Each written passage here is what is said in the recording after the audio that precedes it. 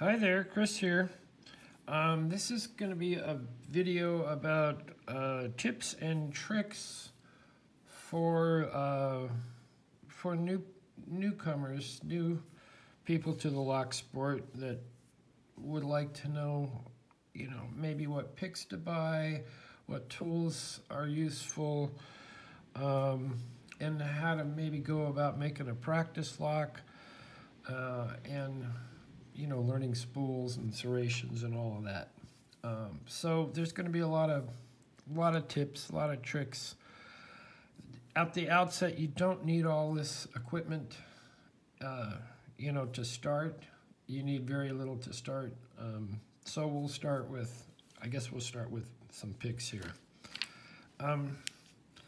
If you had just these, and these happen to be sparrows, but they could be southward, they could be having in mind blank here, Peterson, a lot of good pick makers out there.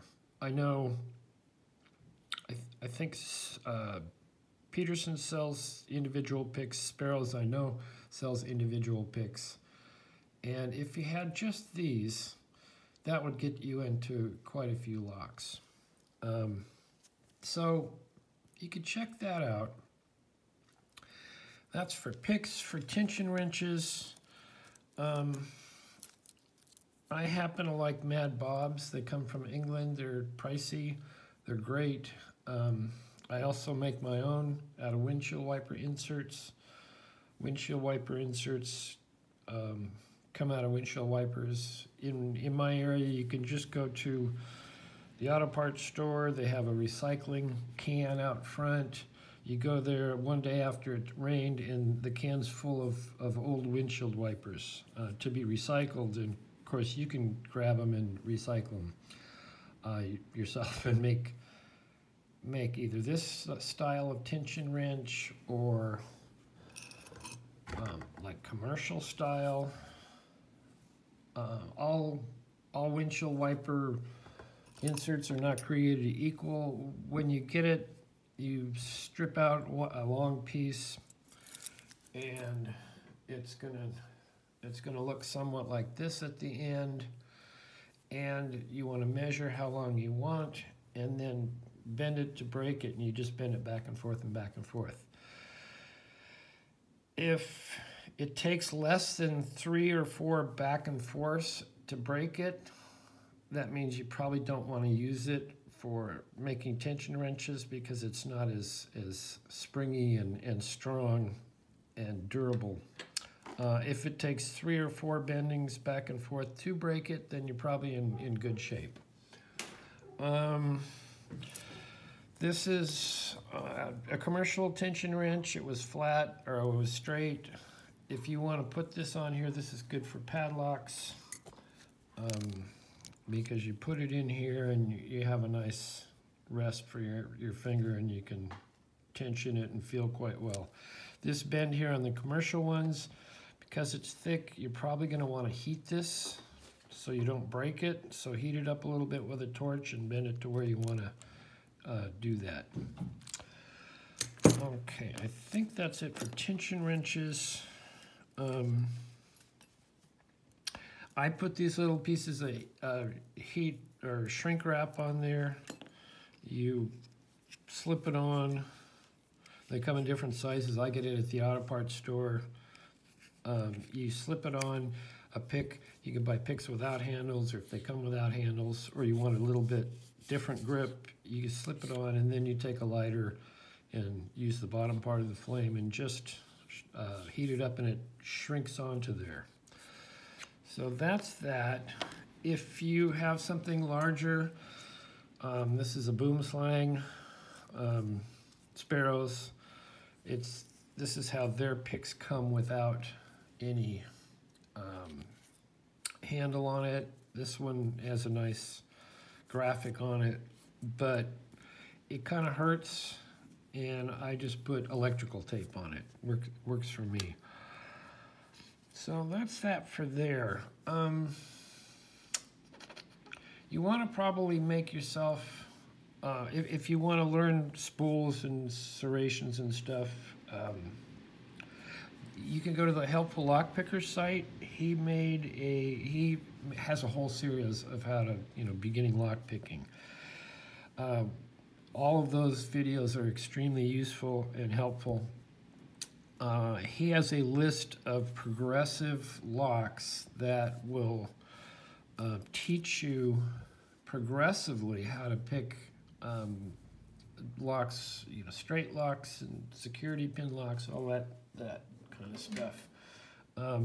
You can start with the plastic see-through ones. They're good for a little bit. It helps you see what's inside. Also cutaway locks. You can see the action.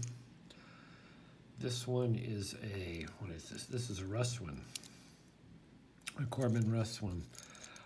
This is commercially made one, and if we look real close in here, we see a spool in there. You can change these out easily. And what you want to do with practice locks, and I can't emphasize this enough, you want to start with 1 or 2 pins. The object is to get opens. Get opens. If you're 10 minutes trying to do 4 of these pins, you're not going to learn. When you get one, you're not going to learn what the hell you did.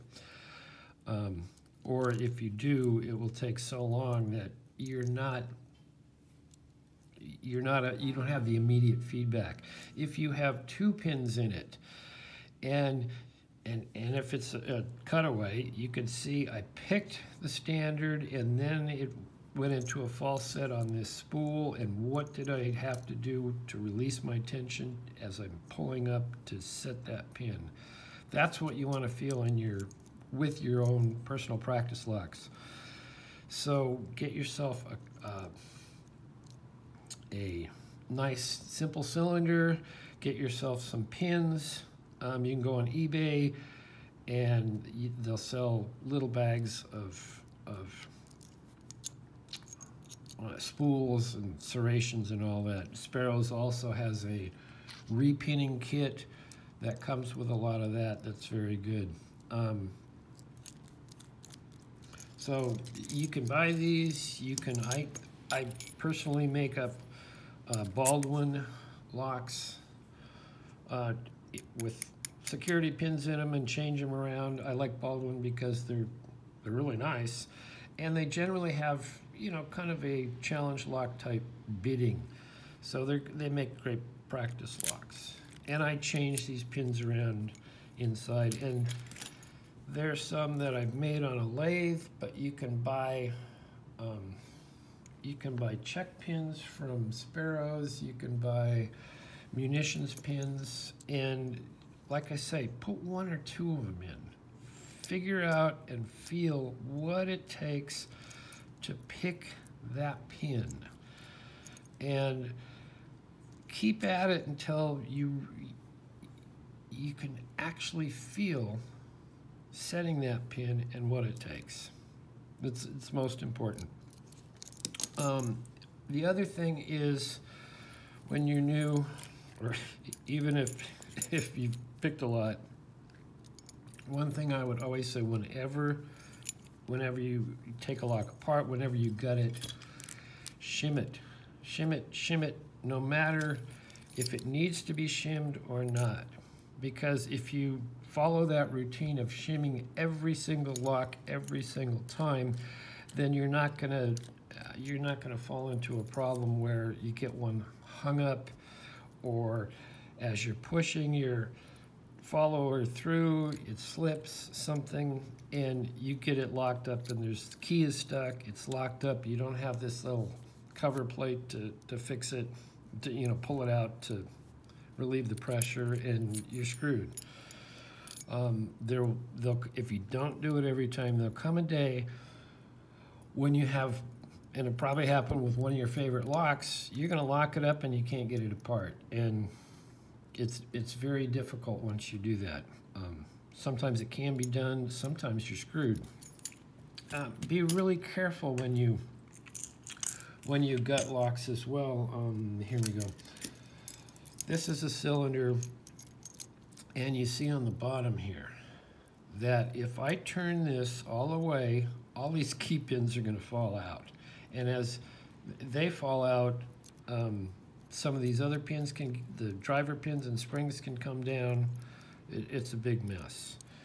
If you're dealing with these lockout locks, those cores are like that. If you happen to pick one of these, and you pick it, and you turn it to the bottom, all of those pins fall out. There's no way to gut this, and you just have an expensive rattle.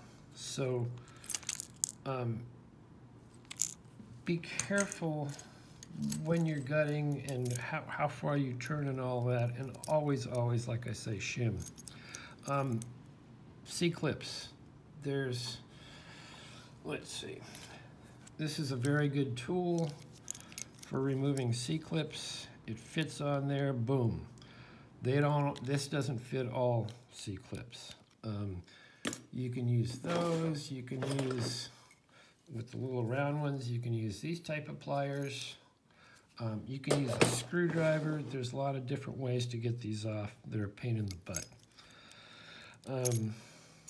This leads me to something that's very valuable as you progress. This is a Huck locksmith tools, and what it comes with are, it comes with followers, but also very important, it comes with these little holders, and you can slide your cylinder in that holder and it will hold it for you so that pins don't all spit out. When you're doing your challenge locks or your practice locks, you put your cylinder in here, you put your keys in it, and then you can go ahead and, let's see, do I have one? No, I don't have one right out. You can, while it's in the holder, this is all exposed, you can see how this pin is going to react. They're very helpful. These kits are about 40 bucks. They contain followers. They contain these guys, which are very cool. Some tweezers, a pinning shoe, which I won't go into, but for Euro locks, you want to use this. I would highly recommend at some point you order one of these. Let's see, what else? Also, when you're playing around with pinning and all of that, you probably want to get one of these little key code readers or pin depth readers. The way they work is you put the correct key in here, and this is Schlegg, although this is a Bessie, but the way they would work is you go to the first notch. I'll do one that you can actually see. Okay, you go to that big notch, and that's a 6. Okay, so you know that's a 6 depth. So you can go to a pinning kit or pins that you buy on eBay separately from a kit, and you can repin locks and know what that is. And this will do Quickset and Schlegg and Weiser, Master, and there's different ones for these. So get one of those at some point. I can't emphasize this enough. Have a bunch of different shims. Use them always. These are Sparrows. A lot of other lock places sell them as well. Have them and use them. Pins. You can buy a whole pinning set. They're very expensive. They're usually over 100 bucks. But here you can go to eBay and find just these pins. And these are key pins. So they start from 1 and they go to 9. You can also buy a bag of T-pins. They're not expensive, and so you can rekey your locks and mess with that. Let's see. Speaking of pins, eventually you're going to have locks apart. You need, pinning trays. If you don't buy Sparrows or somebody else's, you can make them. You've seen me a lot of times putting you know, my pins and springs and everything in here. This is just a 3x5 index card that's been accordion folded. They work, they're flimsy, you don't want to hold them up too much because the pins are going to jump out, but they're better than nothing. What else? Oh, speaking of pins, once you start acquiring some of these security pins from sets, get some bags. Get some little bags so you can put your pins in. These were just bought at the craft store. They're simple, I don't know, like $4 for 100. And you could write on them, put your pins in there, keep things. Pins and springs, also springs you can buy on eBay. You could buy a little packet of springs so that you have extras. When you shoot off into the universe somewhere, you have an extra spring. You have lots of extra springs when you buy those. What else? Some locks, when you gut them, say padlocks, this core comes out, if I can find it. This core comes out. So you take the core out, and every once in a while, it can happen with some. This is an Abus. It's an 83 series, which means it takes all those replaceable cores. You can see the actuator down here, and sometimes, let's see, does it come out? Yeah, when it's locked, it comes out. And you see what happens is this little ball falls out. And then, oh, geez, the shackle fell out. Well, it's not too difficult to figure out how it goes back together. You want to work these balls in on either side and throw the actuator in. And I'm holding the shackle at the right position. You can kind of feel it. And there I've got it back in. Now, it's not that easy. Those balls, there's no way, there's almost no way to hold this so that before this actuator is in there, that each ball, one ball is here and one ball is there. They're gonna roll in, and then this won't go in. You can't get it back together. If you hold it just right and your tongue sticking out of the right corner of your mouth, you can do it. But there's an easier way. What you want to do to keep these balls in check and where that you want them is you take a Q-tip, you put a little bit of Vaseline on there, and you come down in and you swipe each of those little openings. Throw your balls in there, and that little bit of cohesion with the Vaseline, which will help, you know, grease it, will keep the balls in place, and then you can just drop that actuator back in there. And instead of taking 15 minutes of a balancing act, you could just do it right away. So, and it also keeps the balls from rusting, and of course nobody wants rusty balls. So that's a cool little tip. What else? Oh, when you get an old lock, when I get an old lock, the first thing I usually do is make sure I can get these screws out.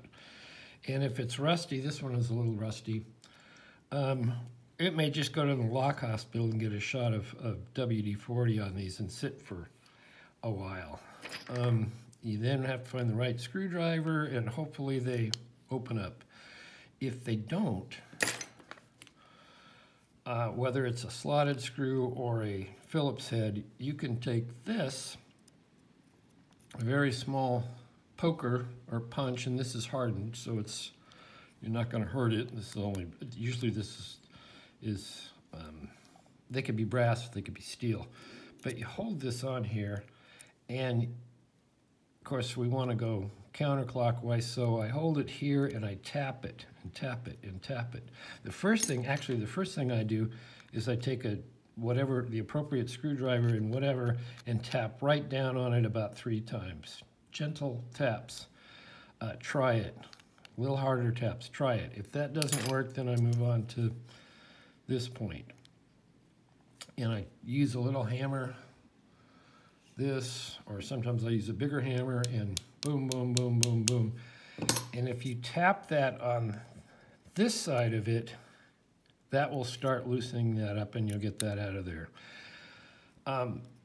The main thing is you got to get at least one of these out of here. If you got one, you get it out of here, but you can't get the other one. That one can be drilled and you still have one hole to retain this back plate. So, and you find all kinds of screws. I mean, you find an old lock and there's a screw with,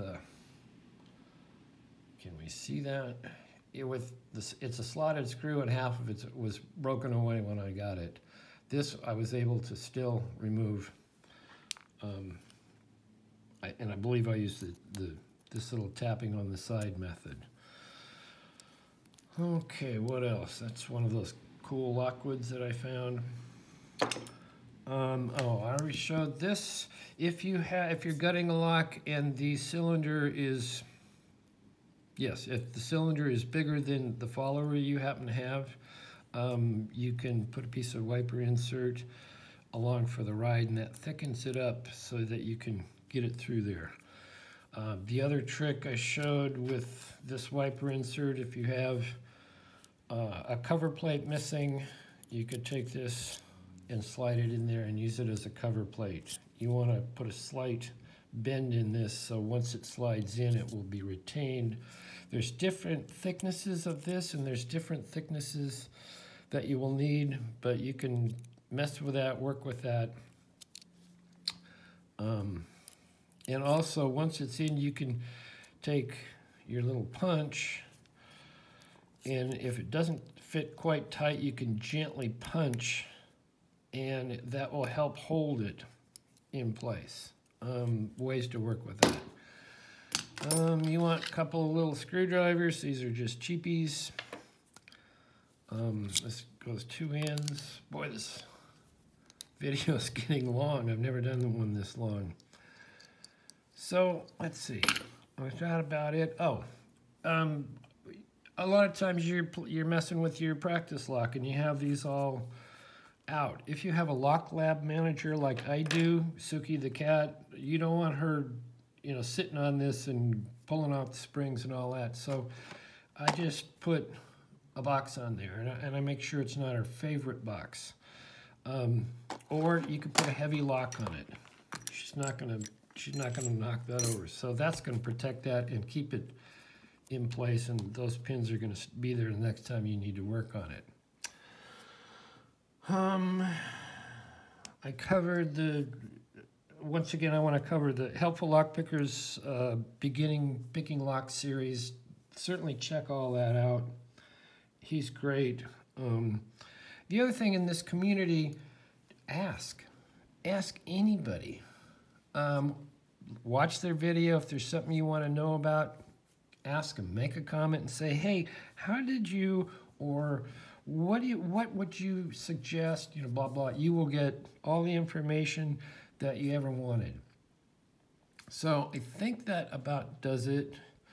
I didn't cover vices, but you've seen videos, you've seen different vices. The one I use is a pan vise. Let's pan over to it. There it is. Those are about 80 bucks, well worth it on Amazon. I don't do a lot of picking out of the vise. You generally watch me do it in hand. That's my style. But it's always good to have a vise. And you can also use the vise to help you bend some of the angles on if you want to make your own tension wrenches. So we covered pins, tension wrenches, little bags, tools, being careful gutting. I'm going to say it again. Always, always, always shim a lock. Always. You will be very disappointed if you're working on this padlock core and you've come to gut it and somehow you've screwed up, or you're only working with a couple of pins and you don't shim it and this turns and the pins drop in the wrong holes, you're going to be in a world of hurt. And I can tell you from experience that it's going to happen with a lock you love. And there's people out here that could help you, give you information on maybe how to get it, you know, shim it out, fix it. But you know what you really want to do is get it back together so you can pick it again or continue learning. Anyway, that's going to do it for this. If you have any questions, certainly leave them in the comments. Hit the like button. You can subscribe. Anyway, that's just kind of a really quick overview on tips and tricks and where to get stuff and what you might get. Remember, you don't need it all at once. Followers, there's people who use wood followers with great results. I would say stay away from hollow followers, but you can go to the hardware store, find a wood dowel that's the right size, or sand it to the right size. This, you can almost use a pen for this size. This is the American lock cores. Anyway, be creative, think about that, always ask, and that's going to do it. Thanks a lot. See you next time.